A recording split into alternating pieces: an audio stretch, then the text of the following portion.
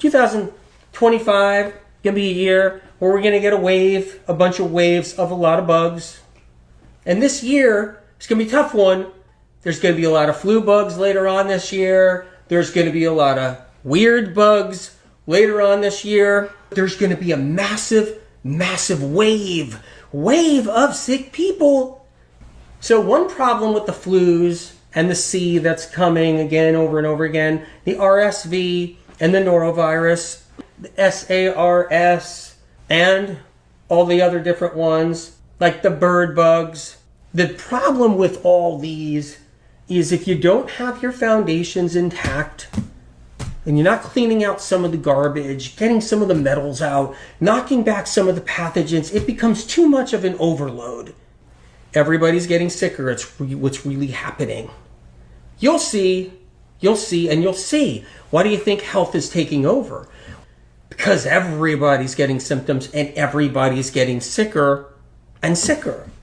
But you don't have to get sicker and sicker. You can heal and avoid all that and really can swim through that current that everybody's up against right now of all the shock and awe and magic bullets being thrown at them left and right.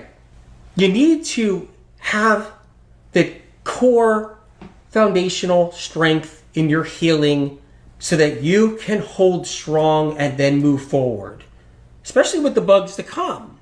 I mean, 4 years ago, when the bug hit the town, there's going to be more. They're coming. They're on the way. And you got to have that core foundation. It's got to be there. One of the foods to avoid is the eggs. I know when people hear it, they start freaking out. If you got chronic illness, if you're somebody that has a symptom, I promise you this, those eggs aren't going to help. They're going to be a monkey on your back, and they're going to hold you down on your healing process. Even if you keep them in there and you're getting a little better with your illness because you're doing a bunch of stuff and you keep them in there, it's going to eventually, you're going to be back to full circle, because eggs will feed what's coming and what's in people. People still don't realize it. It's what creates cancer. It's all the viruses. It's the Epstein-Barrs that end up creating cancer. It's all the different bugs that end up creating cancer. And what happens is that all these bugs feed on something that people don't realize. It was what they were raised on, and it was eggs. So that's just one foundational tool right there. You throw everything else away, and you just say, you know what? I'm holding off on the eggs. You're doing yourself a foundational favor. That alone right there. So you got to have the right information. You got to know how to move forward. There is a way to heal. One is already fighting, guess what? The flus and the new bugs coming. So they name flus different things like, like different respiratory names and so forth. And they name flus differently all the time. But in the end, they're really just bad flus. And they like to change the names because they like to make it look like it's not a flu. They do that too. The reason why they do that, by the way, if you want to really know, is because it's getting out there finally. I've talked about it for years, and I've even talked about it in medical media and books and stuff. Flus don't just exist. They're not out there because they happen just to be out there. They're let out of the gate every single year. Twice a year, they let a new one out. They like to rename them. They rename them because it makes it look like they're not letting them out. There's that whole game that's played too when it comes down to bugs. But right now with everybody that's dealing with flus and they're dealing with respiratory bugs and C, they're dealing with that too. It's important to keep your immune system strong, especially with smoke. And then you got the evildoers on the planet that are releasing the next bug, respiratory bug, which they already have. It's already on its way.